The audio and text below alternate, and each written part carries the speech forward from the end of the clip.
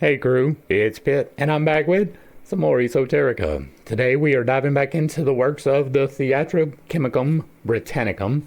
We are reading aloud and discussing as we go along the various points brought to light by the text. It is not the format for everyone, but people do find value in it, so you are more than welcome to tag along as we continue our exploration. Before we begin, however, if you are unfamiliar with me, any of my unconventional beliefs, or if at any point in time I lose you in terminology, there will be several playlists linked in the corner above, in the box down below, along with the original source material, the link for my book where I teach you to do magic and live responsibly, most of the things we'll be talking about here, and the links to get in contact with me directly or to directly support the channel so that you can get a better understanding of who I am and why I say the things that I do. With that being said, we are going to dive into and continue our exploration of the Theatrum Chemicum Britannicum with Norton's Ordinal, Chapter 1. Masterful, marvelous, and arch-mastery. Masterful, marvelous, and arch-mastery is the tincture of holy alchemy, a wonderful science, secret philosophy, a singular grace and gift of the Almighty, which never was found by labor of man, but it by teaching or revelation began. It was never for many sold nor bought, but any man which for it have fought, but given to an able man by grace, wrought with great cost, with long lacer, say, what is it? Laysir, lacier and pace. I don't know what that word is. Long, lacier, and pace. It has to be something about like the speed in which you're moving. Maybe it is a long stride, maybe. It helpeth a man when he hath need. It voideth vainglory, hope, and also dread. Those seem like they may have at one point in time rhymed. Right? We do not pronounce dread as need, or need and dread are not the same. It voideth ambitiousness, extortion, and excess. It fenceth adversity that she does not oppress. He that thereof hath his full intent, forsake extremities, and measure is content. Alright, so already I am agreeing, right? Let's go through it already, right? Masterful, marvelous, and arch-mastery. Okay, whatever, those are appellations. The tincture of holy alchemy, the wonderful science, secret philosophy is keying you in already that this is not talking about physical alchemy, but instead about mental alchemy, right? There is no part of philosophy involved in the physical side of this. A singular grace and gift of the Almighty. I do absolutely believe that. It was never found by the labor of man, but it by teaching or revelation began. So either you are exposed through someone who is already on the path, or it is a divine revelation, right? I found it through divine revelation, but I am on the path trying to show it to other people, so both sides of that are represented here in some part. It was never for many sold nor bought by any man which for it hath fought. Right now, I am selling it. Right, this book is available for purchase. It costs $20. That is not an oppressive amount. It is quite intentionally for sale. It is a bar. Right, it is a gate. If you are not willing to invest $20 into yourself for manifestation, there's nothing I can do to help you, and getting it for free also would not help you.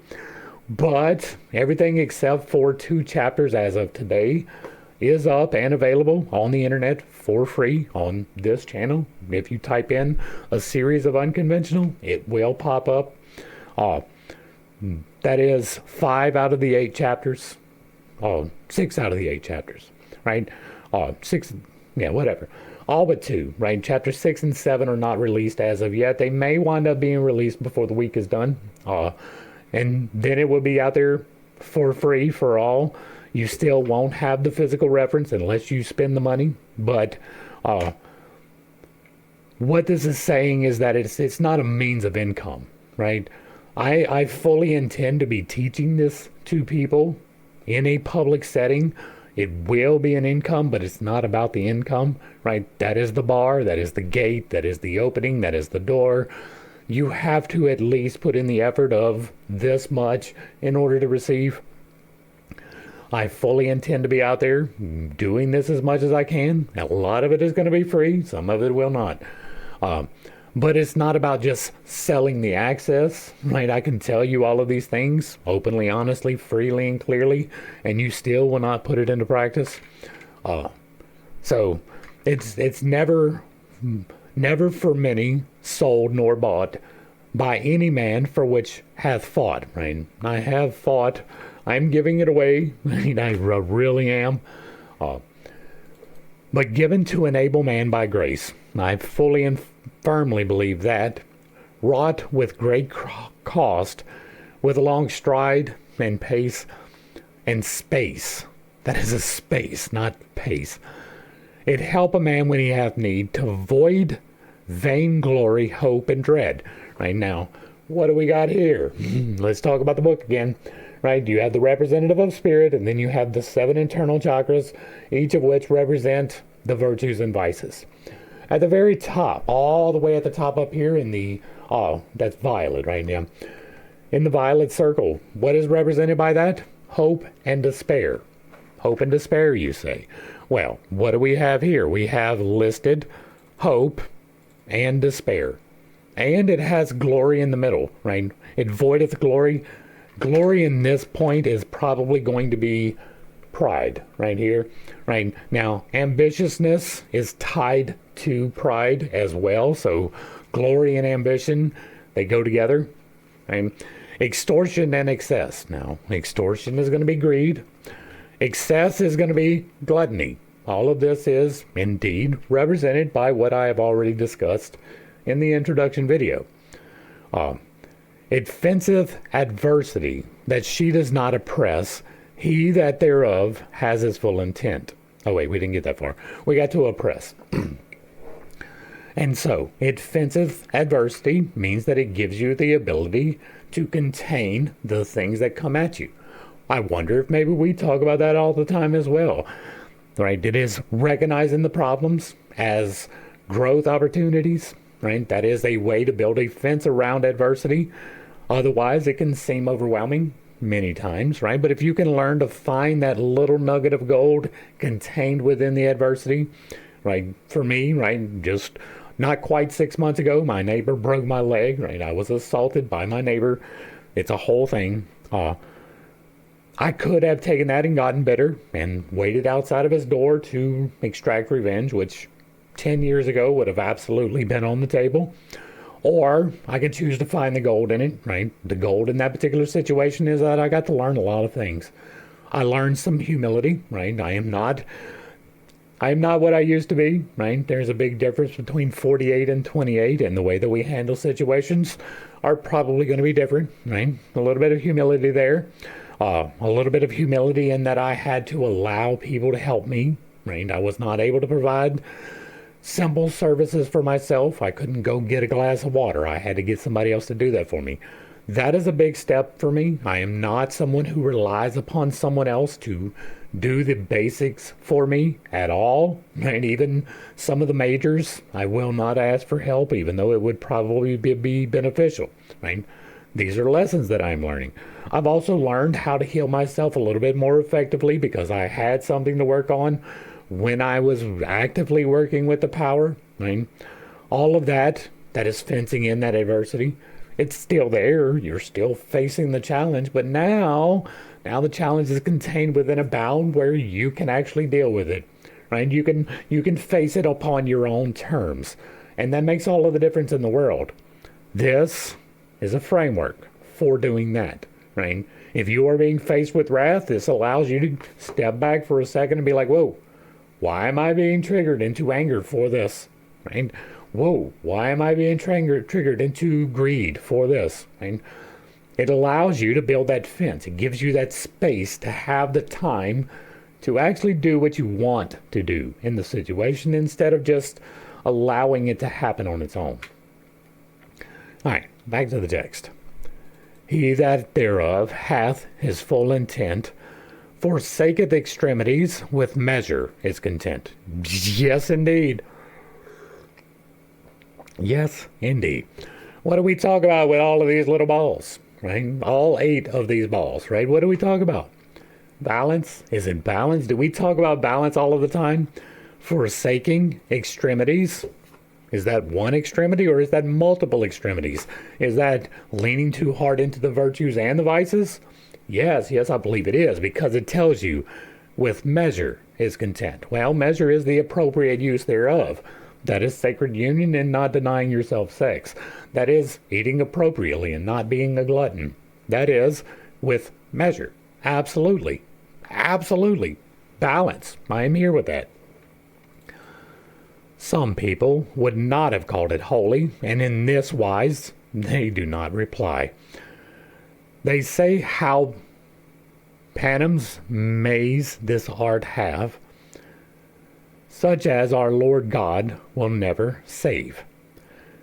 They say how panems may this art have, such as our Lord God will never save. Well, first off, your soul is already eternal. There is no point of any of this that is going to place that in jeopardy. Not if you're doing it correctly, right?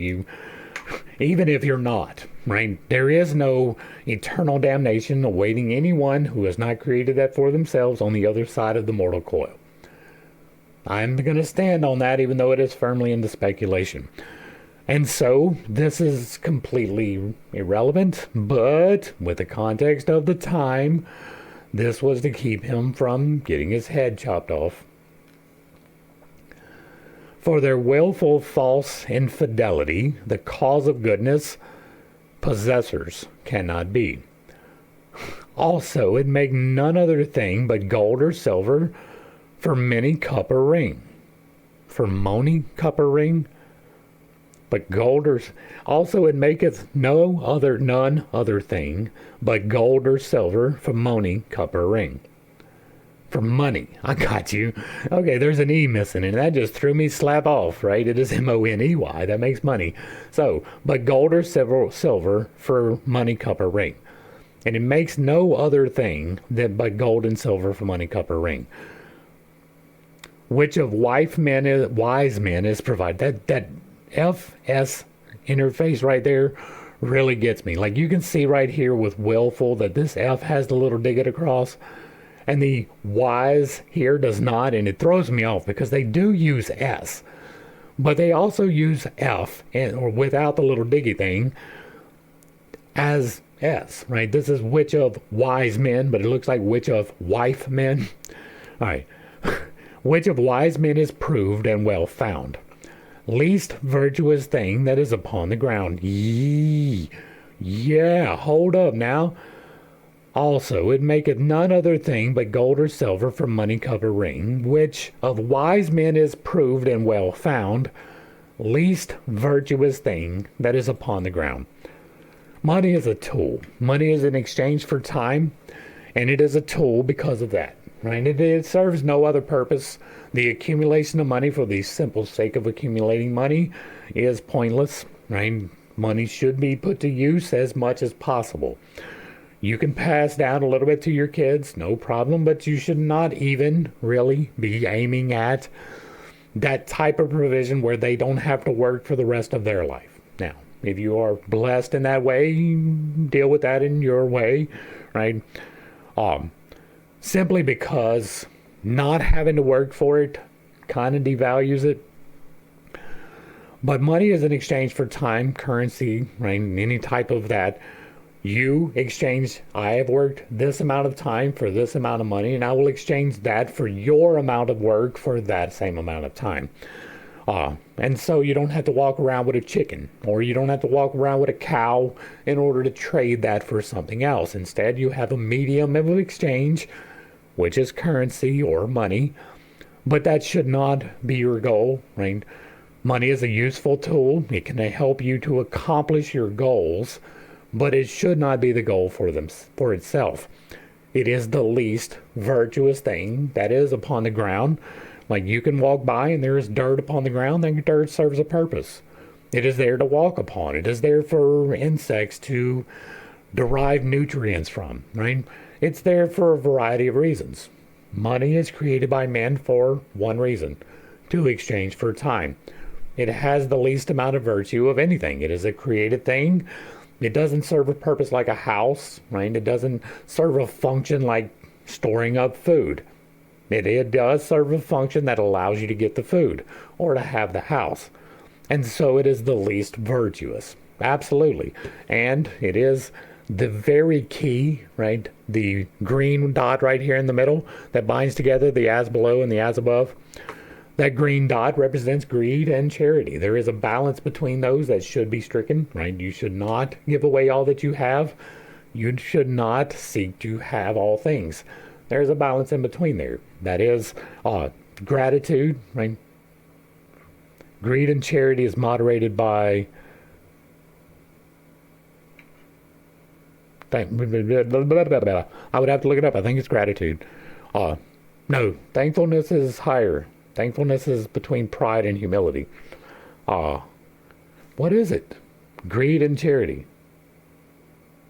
I don't know. I would have to pull out my notes, and they're elsewhere for right now. So anyway, there is a balancing point between them, right? I don't have all of those memorized quite yet. I'm still working on that. I'm bad at the SI. Regardless, right? Money is not the goal. That is what this is saying. Back to the text. Say, how this science in its holy effect, to this we say and witness we can, how that this science was never taught to man, but he were proved perfectly with space, whether he were able to receive this grace. For his truth, virtue, and his stable wit, which if he fault he shall never have it. Right? You have to have truth and virtue, and his stable wit, right? That is not necessarily the ability to bring a joke out. That is how we view wit. But wit is intelligence, right? Well, it's more wisdom than intelligence. Intelligence is the things that you learn. Wisdom is the way that you apply the things that you learn. Wit is more associated with the wisdom side of things, right? Having the ability to think sharply and clearly. That is what wit is. And so truth, virtue, and wit is absolutely going to be intrinsic to this process, which if he fault, he shall never have it. Yes, if you get rid of truth, you will not find the truth. If you get rid of virtue, you will never be virtuous. And if you get rid of your wit, then you're kind of an idiot. Okay? Also, no man could yet this science reach, but if God send a master him to teach. That is not necessarily true. And once again, I will use myself as an example. Everything that is in this book has other references in other places, right? The 7 internal chakras, you can find that fairly efficiently. It does not take long to discover the Hindu system, where they have 7 internal reflection points. It does not take long to find the virtues and the vices in the Bible if you're looking for them, right? That is fairly well defined. The 8th one really isn't, right? The divine chakra, the Merkaba, so to speak, the vehicle in which you are incorporated. That's a little bit harder to find. That was me assimilating these things and through divine revelation putting them together. The pulling of the stack up, you can find a correlation for that, right? The Kundalini energy, even though to me it is misappropriated as white, that is pedantic. We're not going to argue it. But the pulling up of the energy, you can find that pretty fairly efficiently. The pulling down of the energy, I have not found a single reference to. That is not true, right? We didn't find it easily. We found it somewhat in these studies, right? When we did Jung, we found a couple of references that definitely pointed in that direction. I am fully expecting to find more of that in the Theatrum Chemicum, especially when we get to Dorn, but most of these seem like they may know what they were talking about. And so there is a little bit of that out there. It's just not easy to find. That was divine revelation, right? The voice of inspiration speaking to me, and I listened And it led me to the understanding that is the going up and coming down. The binding together through the heart, don't have another reference for that outside of these studies, which I found after I wrote the book. Right? The things in here, I did not have a master to teach me. Right? These things, they came from sources, but they are almost unidentifiable from those sources. The attributions and the way that it works in here is completely different than anywhere else that I have found, with the exception of these studies that we are presently going through. I mean, this was nowheres. That's why I wrote it. And so I did not have a master to teach me at all. All of this was through that wit, right? But divine revelation, the voice of inspiration, which is the unconscious, right? It is your connection to the divine is the unconscious. And so there is that. That is where I got it from. I am here trying to teach people, but I do not call myself a master. I am an adept. I am on the road. I have performed some very good things, right? I have healed myself in 4 ways. We talked about that more extensively in the introduction video. And so I am here to teach. Right? I am here to teach anybody that wants to come, anybody that wants to find out. We're here for that. There are links provided down below so that you can get in contact with me. But for me, personally, it was not a thing. There was no master that appeared. There have been a few pop up to verify what I already knew. Back to the text. For it is so wonderful and so self-couth that it must needs be taught from mouth to mouth. That is mostly true, right? There is definitely parts of this that is easier to learn from someone in personal contact. Now, the reason that it was taught mouth to mouth through the ages is one of the things that we talked about quite extensively in the introduction was the control systems, right? Christianity is a control system, but there have been others throughout the years. Islam is a control system. Buddhism is a control system. The republic that we are in is a control system. Anything that is outlying the actions that you can and cannot take is a control system.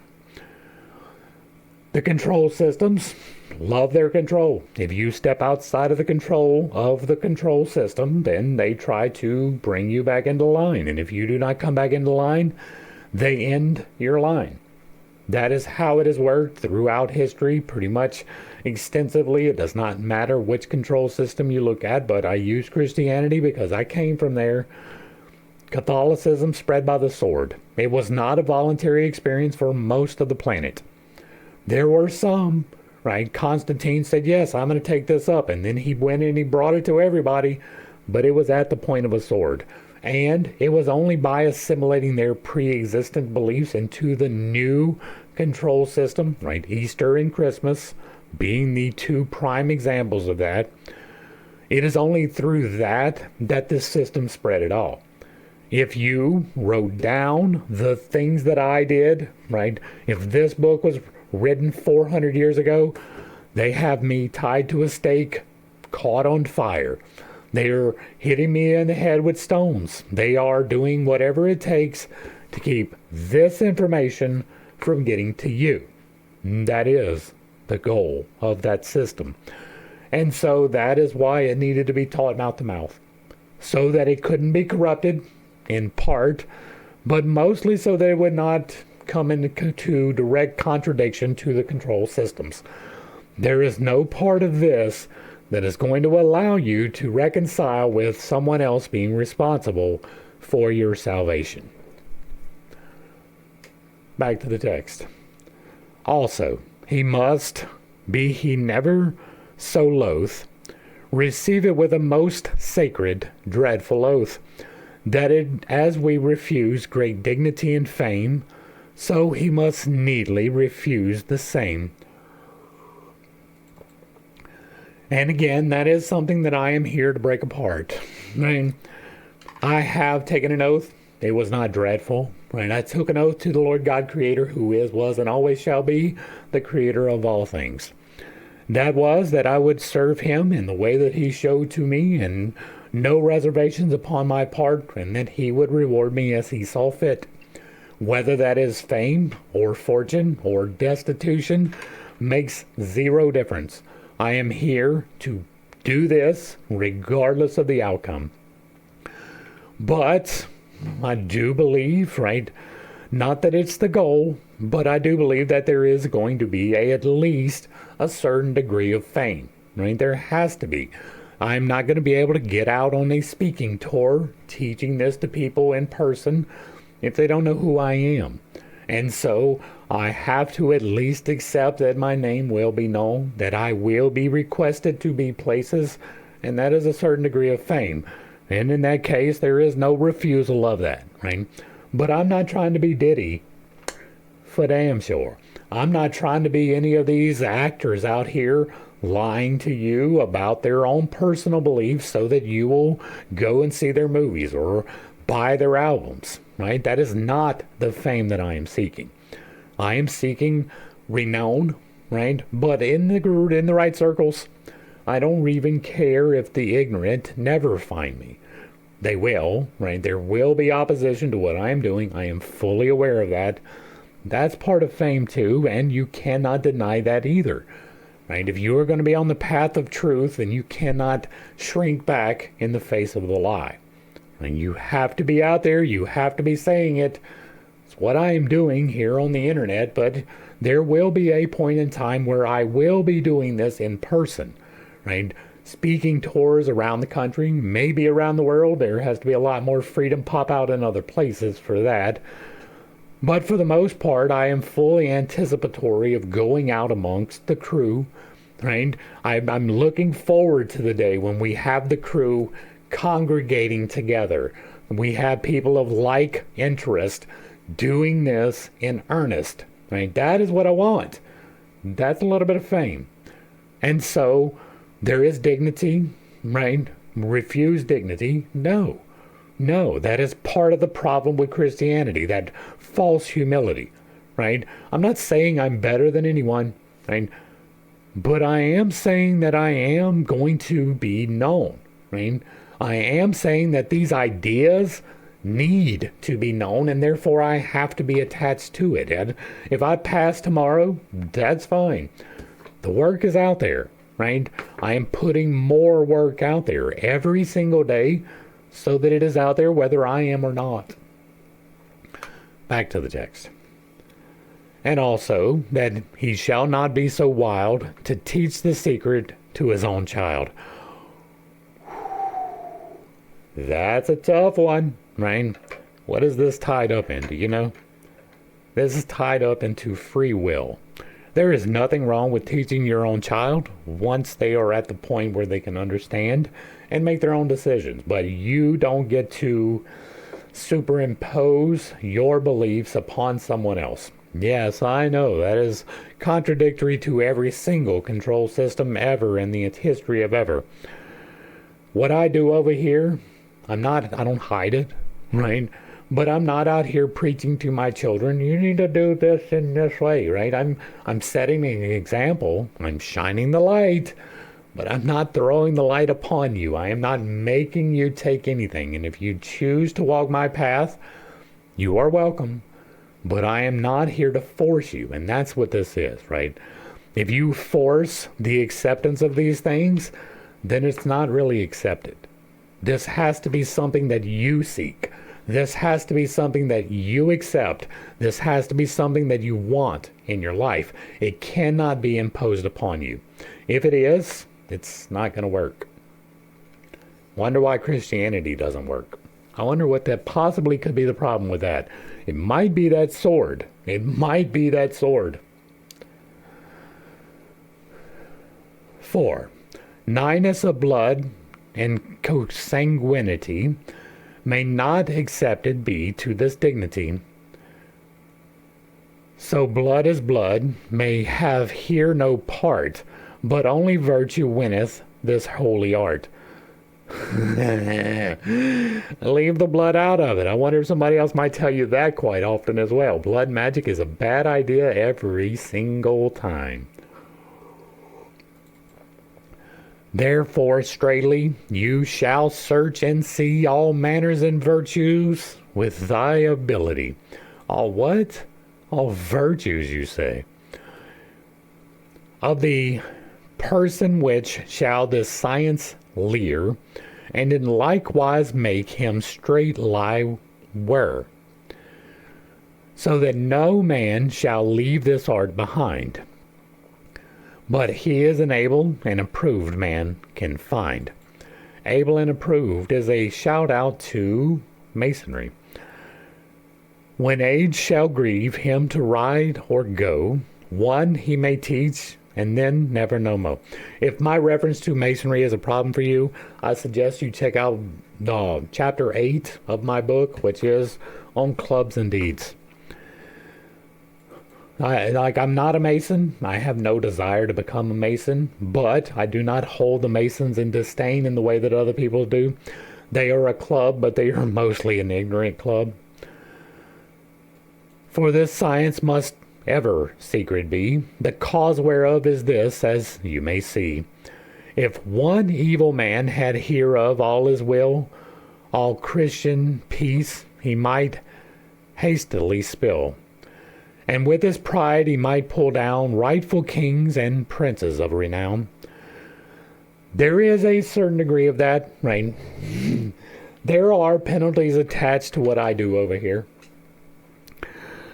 I fully acknowledge them. I take responsibility for them, right?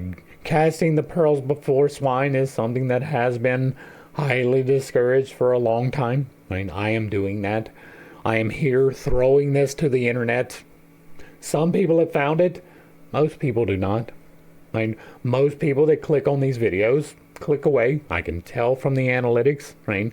If there are 2 people that watch an hour-long video, and it says that my watch time is 30 minutes. That means that one person watched it all the way through and one person did not, right? And so that is a bar just as much as the $20 for the book is a bar, right? It is, if you are not willing to invest at least this amount of time into the research of this thing, then you are going to pull nothing from it. If you get turned off, like most people never make it through the introduction. Right, the introduction where I set out who I am, what the intention of the video is, and where you can find the further resources, that takes about 45 seconds. Most people do not make it past that. That is fine. Do you boo. You're not here for the lesson.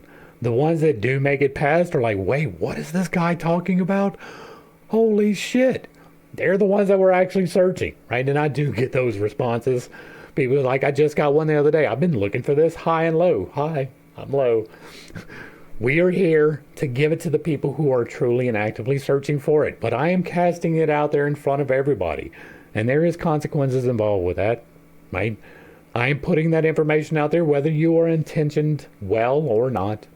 You can do this whether you are aligned correctly or not. It is... I give a lot of warnings over here, especially when we talk about levels of responsibility, which is one of the things, or this can actually do something, right? We give the caveats that you need to be properly aligned, that you need to take the time to go through all of the virtues and the vices before every single act of manifestation. Make sure that it is properly aligned with the law of response. I give you the 8 laws of creation repeatedly for a reason, right? All of that absolves me from that responsibility, mostly, right? The bar of nobody ever watches it. The bar of it takes dedication to get there. The bar of you got to listen to my warnings. The bar, like, there's bars that are in place to keep you from it. But they're not onerous. They're not hard to overcome. And if you are dedicated, you can find it. That is what I've been told to do. And so that is what I do. I am casting my pearls, but that is with the full knowledge that most of the swine will never make it. But if they do, right, if they do, they can indeed affect things. One of the things that I talk about in the 8th chapter of this book is I have taken control of a wide variety of other people's timelines.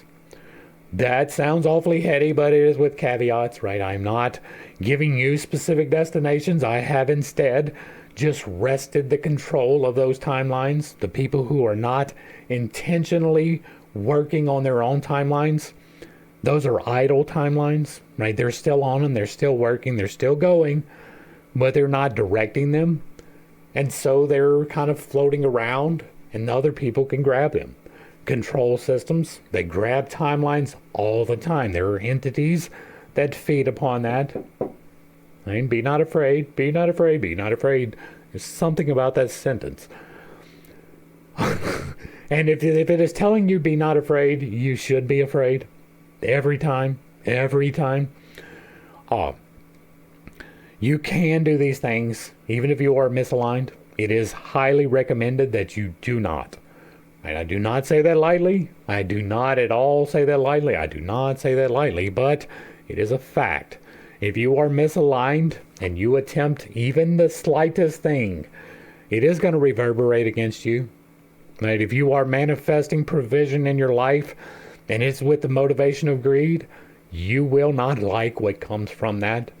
If it is with the motivation of lust, you will not like what comes from that.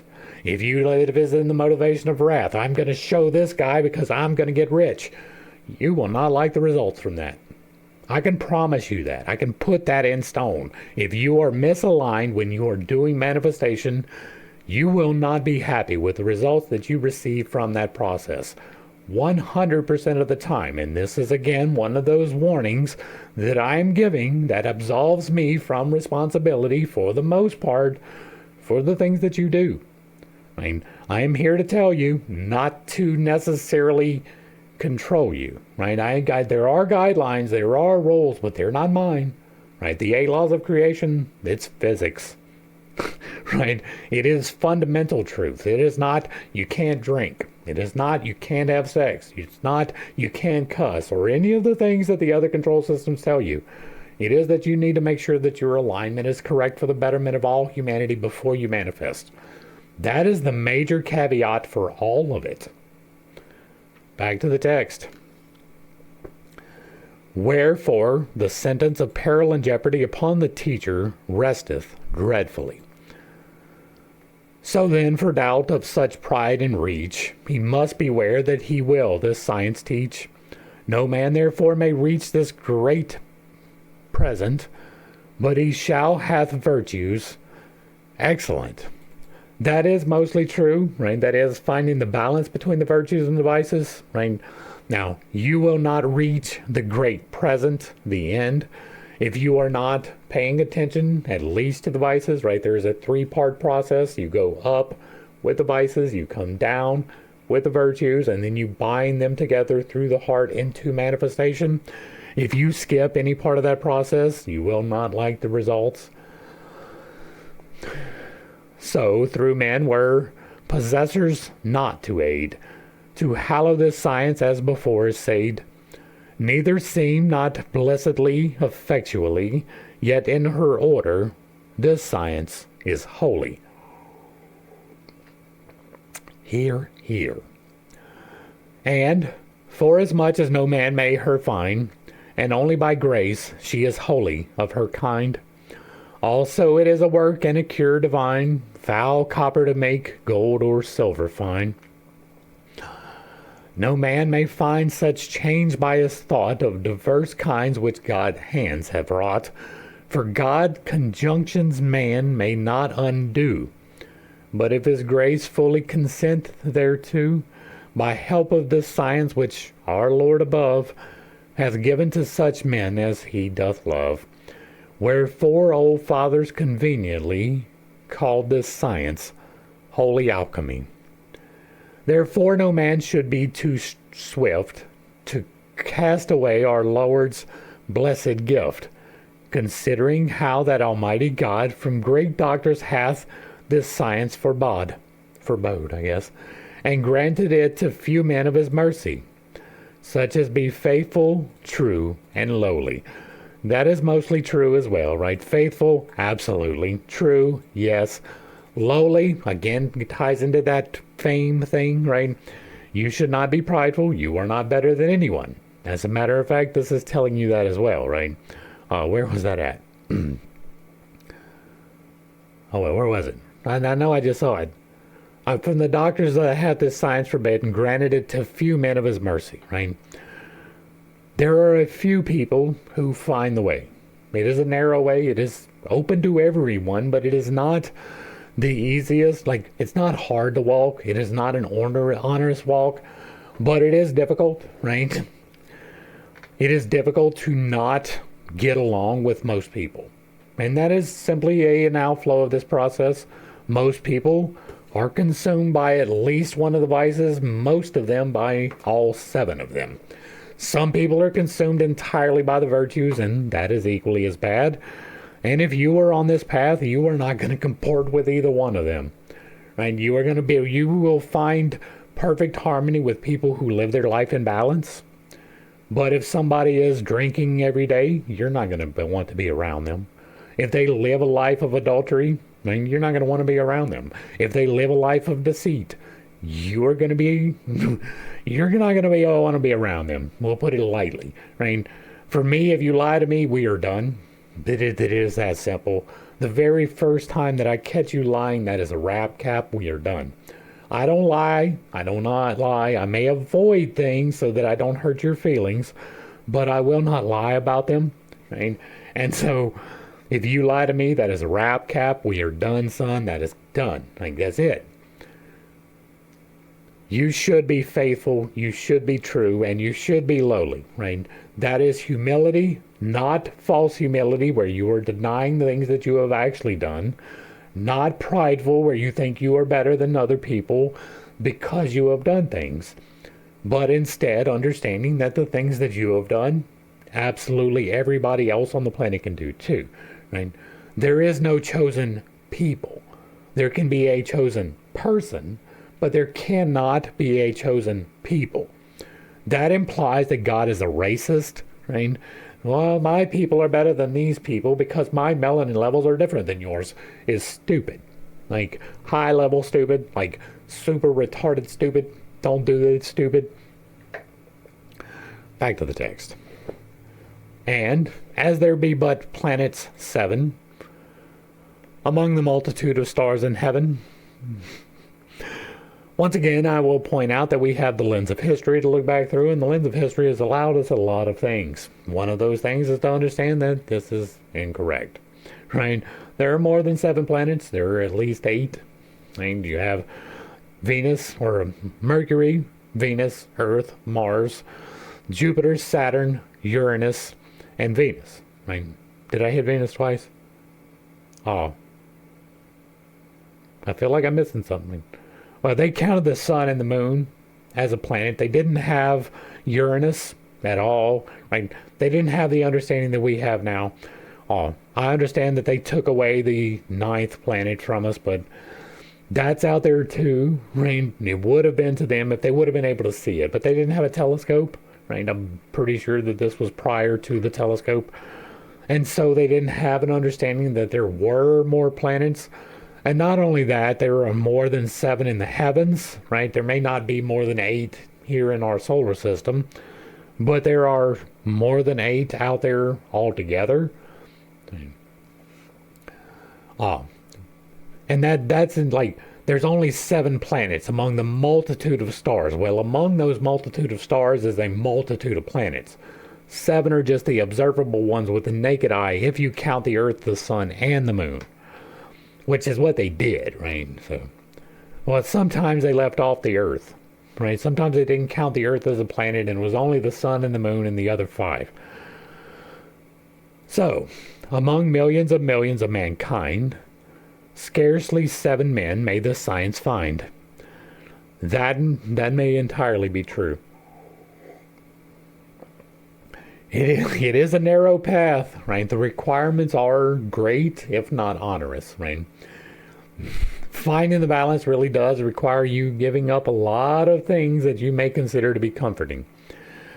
And that is just a step too much for most people, right? I do not have a restriction that keeps me from drinking alcohol, but since I have been upon this path, I really derive no pleasure from drinking alcohol. Right? I don't like the way it makes me feel in the moment. I don't like the way it makes me feel the next day. I don't really care for the taste anymore. Like my whole physiognomy has changed. I am completely different in that way. There are other things as well, right? I no longer look upon other women with lust in the way that I did before. And once upon a time, I did not see any female whatsoever without thinking about some things, right? I don't do that. I really don't. I know it sounds incredulous to hear that, but it's true, right? I do not look at a brand new, gorgeous woman, right? I can appreciate beauty, but I'm not like, man, I'd really like to put my dick in her, right? That's just not where I'm at anymore. It's really not. I am in a different place. That is true for every one of the steps. And most people are not willing to do that. Most people are not willing to give up their lustful attentions. They're not willing to give up their wrathful destinations. Right? They're not willing to give up the things that you have to give up on this path. It is a sacrificial path, not of anything else, but of the things that are holding you back. Wherefore, laymen may sear and flee and see how many doctors of great authority, with many searchers hath this science sought, yet all their labors have turned to naught. If they did cost their, yet found they none avail, for of their purpose every time they fail, and in despair they reaction and depart, they reason and depart. And then they said how there is none such art. Right, that is the casual dismissal of the scientific for the profound. That is a thing that is still existent today. If it was not existent today, nobody would be running around talking about black holes. But feigned fables, they name it where they go. A false fond thing, they say it is also. Such men presume too much upon their minds. They wean their wits sufficient this art to find. But of their slander and words of outrage, we take thereof truly little charge. For such be not invited to our feast, which weeneth themselves wise and can do least. Yes, indeed. No, I lied, bruh. I cannot express to you how funny it is to me to see this shade being cast 600 years ago. Right? This was in the 1400s, right? This is 600 years ago. And this is shade like we would see in a rap battle, right? This is a diss track right here. What? They wean their wits so insufficient their art to find is what that really means, right? They perfume too much upon their minds. They're insufficient for the art to find, but their slander and words of outrage we take with no real thought. For such be not invited to our feast, which weaneth themselves wise, right? Think yourself wise, and can do the least. That is great. Like, that is such great shade cast upon academia, right? Most people in academia, they have intelligence. They don't have that wisdom. I love that. That was so funny, right? And that is such a classy way to put it, too, right? They think they're wise, but they can't do shit. Albeit such men list not longer to pursue, yet is this science of alchemy full true, and albeit some proud clerks say nay, yet every wise clerk well consider may. How he which hereof might no truth see, may not hereof lawful witness be. For it were a wondrous thing and quinte, a man that never had sight to pente. How should a born blind man be sure to write or make good portraiture? To build Pole's steeple might be great doubt for such proud clerks to bring about. Such might as well hap to break their crown ere they could wisely take it down. Wherefore all such are full far behind to fetch out these secret points of kind. Therefore all men take their fortune and chance, remit such clerks to their ignorance. I love it, right? This entire part right here, right? That is a large diss track. I love it, right? I came from reaction videos. What can I say? Now, ye that will, and I didn't deal with the diss tracks over there, right? There were very few diss tracks that I dealt with over there. It wasn't a whole lot of productive conversation that comes from a diss track, but I watched them. I mean, it's fun to watch them. Now ye that will this science pursue, learn ye to know false men from true. All true searchers of this science of alchemy must be full learned in their first philosophy. Else all their labor shall them let and grieve, as he that fetcheth water in a sieve. And true men search and seek all alone, and hope to find our delectable stone. That is another thing that we talk about, right? I do not associate with people, right? It's not necessarily that I don't want to. It's just that people are terrible, right? And I'm here to be an example. I know I'm going to have to congregate with people, but I really have very little patience for victim mentality. Most people are consumed with victim mentality, so if you are not aligned with your highest good, I really don't have the time to associate with you. Right? I'm looking for those who are looking to be better. We become reflections of each other, and so I only want to surround myself with people of like mind. Not that we can't have arguments with other people who are not in the same path, not that we cannot be friends or anything like that, but for the most part, this is a solitary task. You have to understand that and accept it prior to the undertaking or the fullness of it. And we'll get personal with it real quick, right? I am on this path. I am fully and firmly out here screaming from the rooftops a whole lot of things.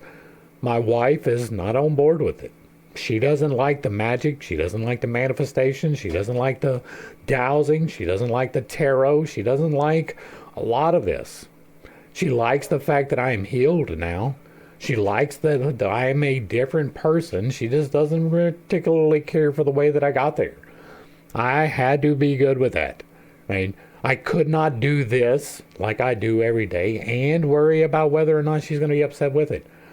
I love my wife. My wife loves me. We just don't agree in that particular part. That is lonely, right? It is. It would be much better for me if my wife was here. I can't force that. I could. Right? I could manifest that. I do know the procedures. I do have the ability, but I will not take that step. It has to be freely found. It has to be freely searched out, or else it makes no good. I mean, nothing good comes from forcing someone else onto your path, even if it is someone that you are aligned with. It is a lonely path. You will be alone most of the time because you will not be able to tolerate people who lie. You will not be able to tolerate people who give in to the virtue or the vices to excess at all. That is a very narrow path. Almost nobody walks it. It is lonely. And they are talking about the delectable stone is the heart. It is the philosopher's stone. It is the way the manifestation happens. And for that they would no man should have loss. They prove and seek all their own at their own cost. So their own purses they will not spare. They make their coffers thereby full bare. With great patience they do proceed, trusting only in God to be their speed. The false man walketh from town to town, for the most part in a threadbare gown, ever searching with diligent await to win his prayer with some false deceit. Of swearing and leasing, such will not cease to say how they can silver plate increase.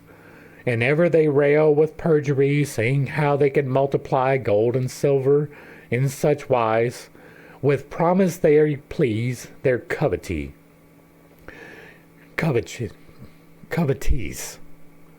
and causeth his mind to be on him set, then falsehood and covetry will be well met. Now, covetry, right? This is wanting the things that are others. That is tied to greed and pride. And afterwards, within a little while, the multiplier doth him beguile, with his fair promise and with his false ones oaths. But covetous is brought to threadbare clothes. But if he can hastily be well aware of the multiplier of his chaffair, of whole deceits much I can report, but I dare not least I give comfort to such as be disposed to treachery, for so much hurt might come thereby, wherefore advise you and be wise of them which proffer such service. If they had cunning, have ye no doubt, they will be loath to show it out. When such men promise to multiply, they compass to do some villainy. When such men promise to multiply, they compass to do some villainy. Some true man's good to bear away. Of such fellows what should I say? All such false men, wherever they go, they should be punished. They should not. They be not so. Upon nature they falsely lie, for metals do not multiply. Of this sentence all men be sure. Evermore art must serve nature. Nothing multiplieth, as Alter says, but by one of these two ways. One by rotting, called putrefaction, the other as best by propagation. Propagation in metals may not be, but in our stone, much like thing you may see, putrefaction must destroy and deface, but it must be done in its proper place. Alright, so there's a couple of things here, right? Rotting, putrefaction, that is the process by which we make compost. In the process of making compost, if it is not contained in a unit where it is isolated from the atmosphere, there will be bugs. Bugs will come in and they will lay their eggs, and those eggs will hatch and they will create life. That is mistaken in 600 years ago for creating life from the rot. And it kind of is, but it's mostly not, right? The rot attracts the insects lay the eggs propagate in the rot, and then they hatch and they become the life that seems to come from the rot. And so, in part, this is true. Also, in part, right, putrefaction, the creation of compost, allows you to give nourishment to other things. If you take something, like take grass clippings, for instance. This is something that people can do for themselves. If you take your grass clippings and you collect them in a 3x3 square, right? I don't know the size of your yard. It may take longer for you or less. The higher you pile that, the more heat is created in the middle of it, and it putrefies. It rots. If you were to take that by itself and apply it to a plant, it would hurt the plant. The nitrogen that is released would cause burning through the roots into the canopy of the plant. But if you allow the process to take place, the putrefaction to finalize and complete, then when you place that substance in the exact same place, it nourishes. That is the same thing, right? That is creating life through putrefaction. So in two different ways, it is partially correct. Propagation in metals may not be true, right? You are not going to create a brand new element. We, as a species, have recently produced the product of alchemy. We have transmuted 3 metals into gold. It is labor intensive. It is energy intensive. It was not worth the output other than the scientific endeavor of discovering that through electromagnetic manipulation, you can change one element into another. That is a thing. We have done it. It is documented and recorded and replicated in multiple places. But that is not creating gold from nothing, right? It is creating gold from bismuth. It is creating gold from lead, but it is not creating gold from nothing. And so it does not just propagate, right? You have putrefaction, and then the other one is propagation. Propagation is planting, right? Whether that is planting a seed in the ground or planting a seed in your wife, either way, you are planting a seed. That is propagation. And so putrefaction kind of leads to growth. Propagation, as long as the seed is good, absolutely leads to growth. And so, yeah. Metals of all kind grow low underground, for above earth rust in them is found. That is not entirely true. Right. First off, they don't grow underground. They were formed underground due to electromagnetic processes, most of which were significantly in our past here in the earth. And so it doesn't grow, but it is understandable why they would think it grows. Right? Even like iron oxide, which we are about to talk about, is available. You can find it many times, right? Both raw iron and iron oxide, which is rust, you can find in creek beds and things of that nature. In the instance of that, it does appear that it grows, right? Whenever the oxidation process goes from an ore into the oxide, it appears to grow in size. That is part of the process. If you've been around steel or iron for any significant amount of time, you will have experience with that. And so it can appear that they grow, so it is understandable why they would think so. In the incubation process, you plant the seed in the ground and it grows and comes up. It is, again, understandable why they would think that a metal would do the same thing. But rust is specific to iron, right? It is iron oxide. It is the oxidation process of iron. There are other processes that happen to other metals that is oxidation, but is designated differently, right? Verdigris upon silver and copper, for instance. There are others, right? There are many different tarnishes upon different metals caused by oxidation or other contaminants. And so it's above earth appeareth corruption. That is in part true, but there is also the caveat that some metals are incorruptible, right? This one in particular, right? I have gold on my hand. The reason that we use it, it is an incorruptible metal. If I take this and I set it right here, it can sit right there for 1,000 years, and whenever somebody comes into this room, it will look exactly the same. There will be no transference whatsoever. Silver is close, but not quite to that point. Silver does tarnish. Copper tarnishes, iron tarnishes, steel tarnishes. Everything else pretty much, as far as I'm aware, tarnishes except gold. There are always exceptions to the rules, and this is one of them. And so you can find gold above ground with no tarnish, no rust. So above earth appeareth corruption of metals, and in long time destruction. That is true for some of them, not necessarily all of them. Whereof no cause is found in this case, but of that above earth they be not in their place. No, it is because they are exposed to oxygen. Right? The lens of history. Contrary places to nature causeth strife, as fishes out of water loose their life. And man with beast and birds live in ire, but stone and minerals under earth repire. Physicians and apothecaries fout appetite and will to seek water flowers on a dry hill. For God hath ordained his wisdom and grace all things to grow in their natural place.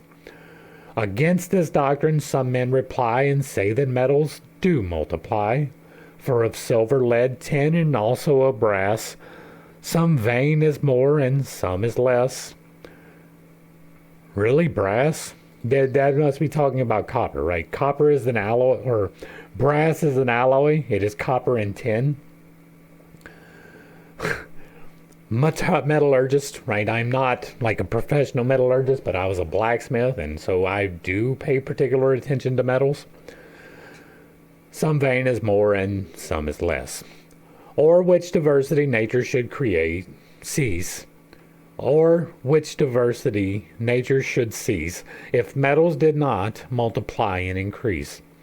Wherefore they say that reason showeth now how under the earth they multiply and grow.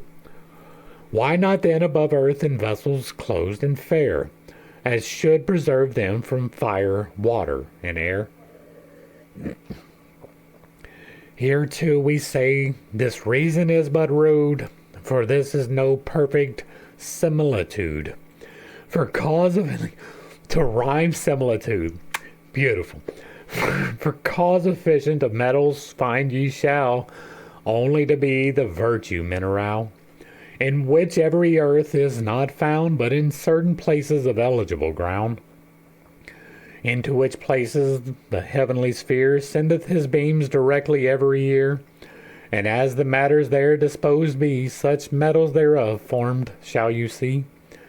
Few grounds be apt to such generation, how should then above ground be multiplication? Also all men perceiving that to be wise, how water concealed with cold is ice. And before time it hardened was, some lay in more places and some in less. As water in fosse of the cartwheel, were veins small when they began to keel. But water in ditches made veins more, for plenty of water was therein frore. Hereupon it say it were no good advice, that therefore of ye should multiply more ice. So though there be metal veins more and less, it proveth not that they increase more than it was. True, right? That is just applying logic.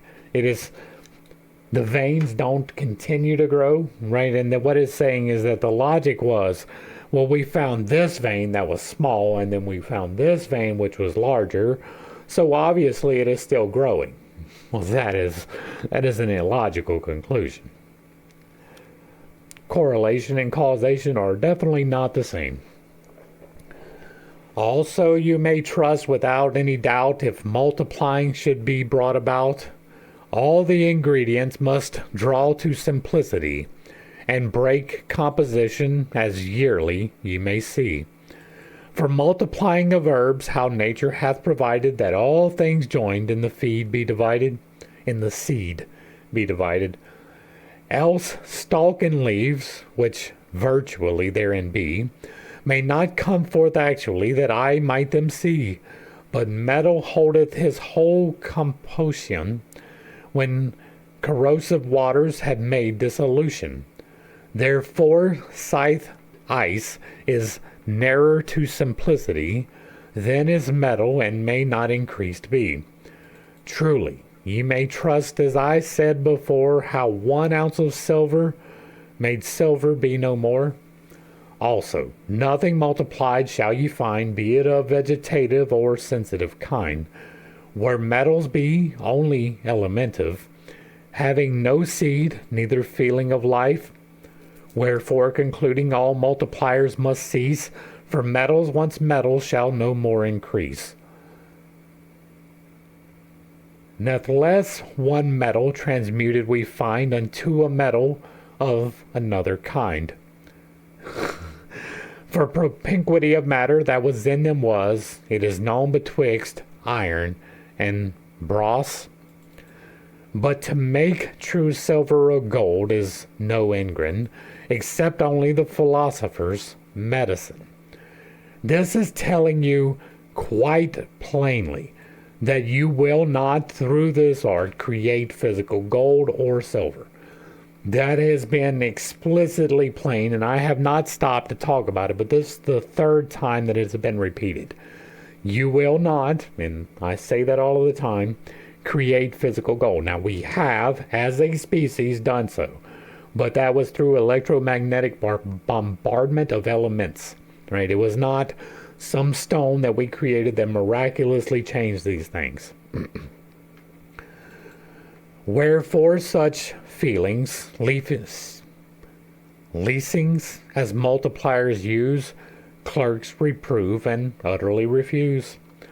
Such art of multiplying is to be reproved, but holy alchemy of right is to be loved, which treateth of precious medicine, such as truly maketh gold and silver fine, whereof example is testimony in a city of Cataloni, which Raymond Lully Knight men suppose made in heaven in 7 images the truth to disclose. 7 images, you say 7. I wonder if 7 might be relevant to something. 3 were good silver, in shape like ladies bright. Every each of 4 were gold, and did a knight. In borders of their clothing letters like appear, signifying in sentence, as showeth here. 1 of old heroes. Said one, it was ire. Now I am good silver, as good as ye desire. I was, said another, iron, set from the mine, and now I am gold, perfect and fine. Whilsome was I copper of an old red pan, now I am good silver, said the third woman. The fourth said I was copper, grown in the filthy, now I am perfect gold, made by God's grace, place. The fifth said I was silver, perfect through fine, now I am perfect gold, excellent, better than the prime. I was a pipe of lead well nigh 200 year, and now to all good men silver I appear. The seventh said I am lead, and gold made for mastery, but truly my fellows are nearer thereunto than I. This science beneath her name of a king, called alchemy, without leasing.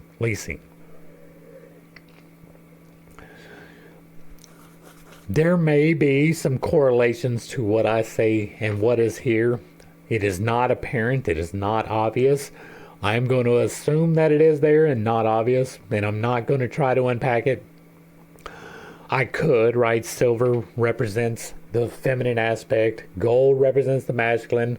There are 3 steps in the beginning process that are definitely associated with the silver. There are 4 that could be associated with the gold, right? Once you get to the heart, it really is a turnaround point.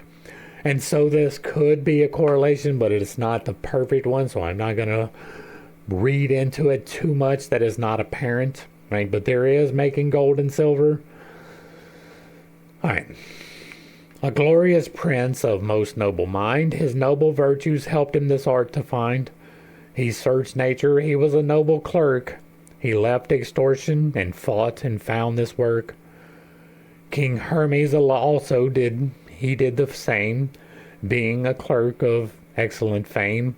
In his quadripartite made of astrology, of physique, and of this art of alchemy, and also of magique naturale, as of 4 sciences in nature passing all. And there he said that blessed is he that knoweth things truly as they be, and blessed is he that maketh due proof, and that is the root of cunning and roof. For by opinion of many a man, deceived which hereof little can, an old proverb, in a bushel of weenage, is not found 1 handful of cunningage.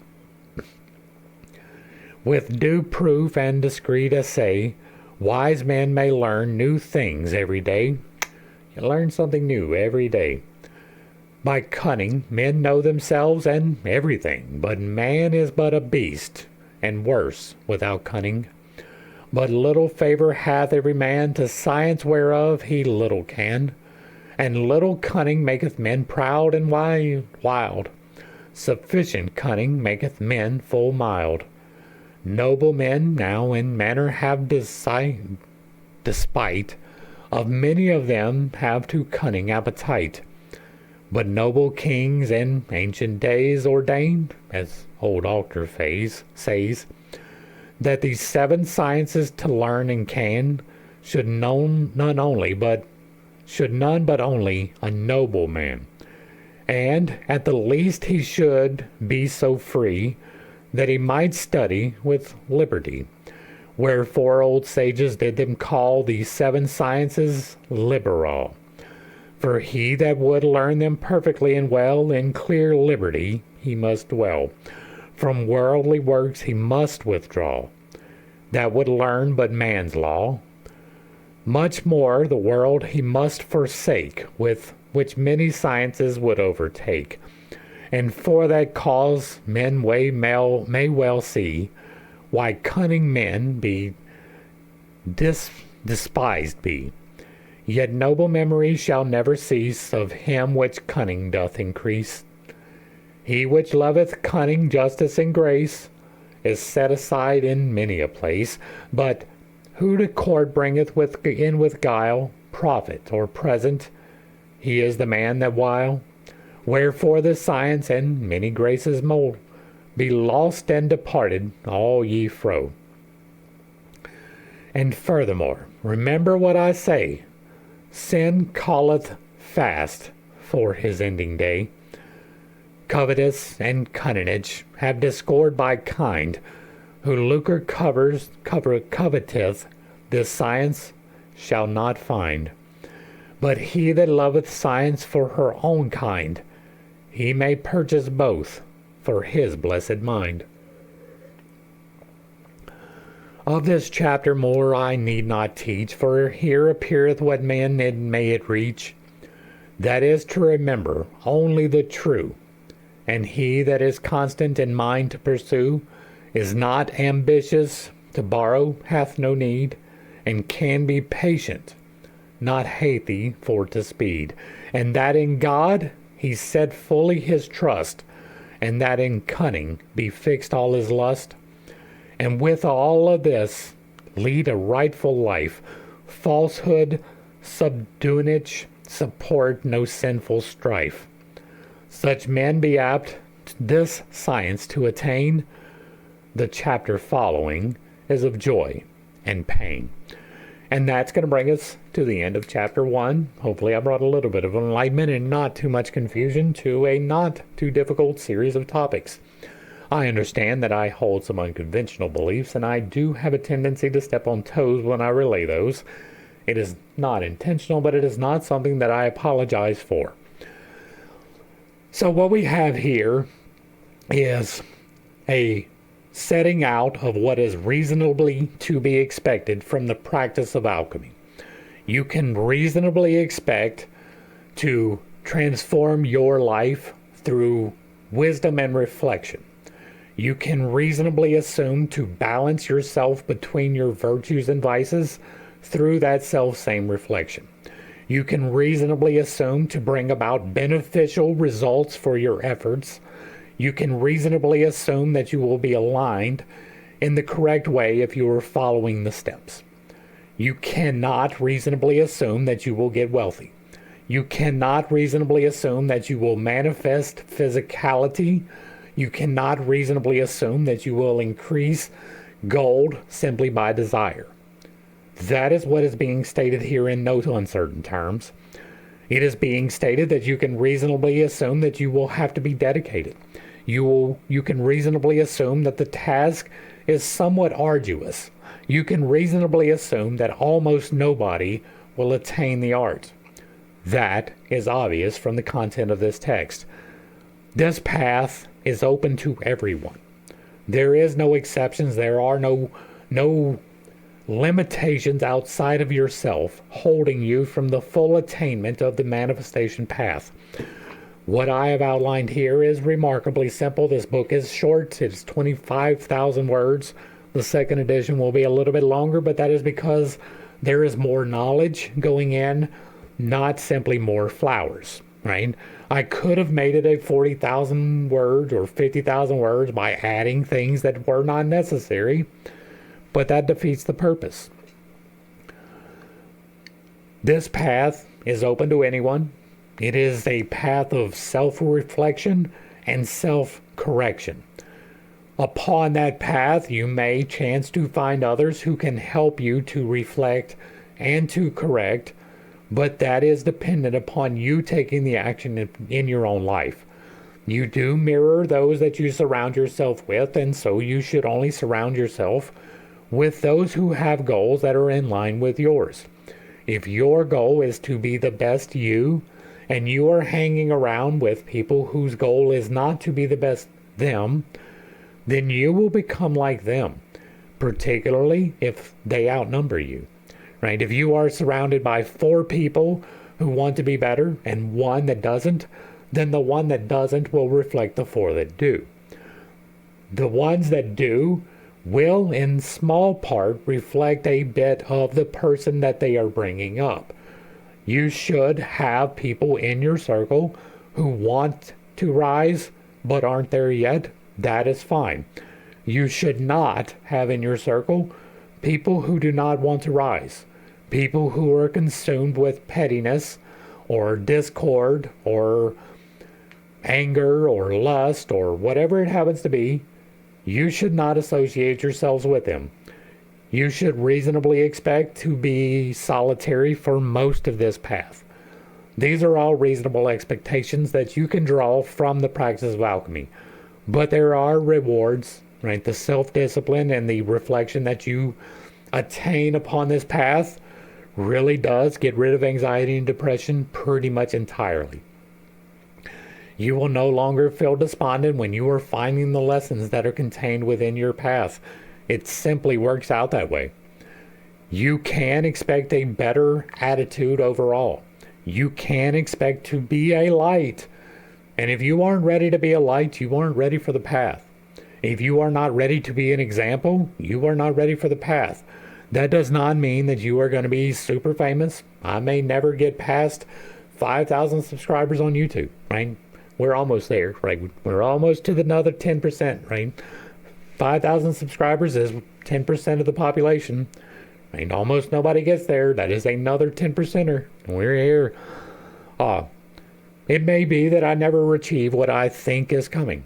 I am perfectly willing to accept that. I am perfectly willing to accept destitution, to be obscure, that nobody finds me, right? I am perfectly willing for that.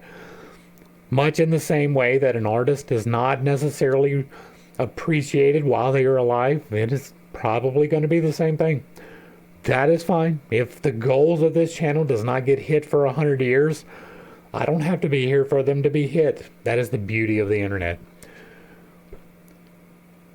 That's where I'm going to go ahead and wrap this up. There is reasonable expectations that you can have for alchemy, and there are unrealistic expectations. You cannot expect someone else to join you. You can show them the light. You can show them how appealing it is, but you cannot force them to walk with you. You should not even try. It is their path to walk in their way, and it is not up to you to change that. If you like what I'm doing over here, let me know down below. Give me a like, a share, a follow, throw me a comment. Whether you agree or disagree with anything that was stated, put it in the box down below. And if it remains respectful, it gets to remain up. If you really like what I'm doing over here, hit me with that super thanks. Consider joining for a membership, picking up a copy of my book where I teach you to do all of these things, or consulting me directly through the links down below, or just giving me a coffee or whatever you feel like through the other links provided down below. To the crew, thanks for hanging out. I appreciate every single minute that you are here with me, and I am praying for you every single day. Until next time, I love you. God loves you. You are perfect, whole, and complete just the way that you are. And this has been Pittstake. Peace.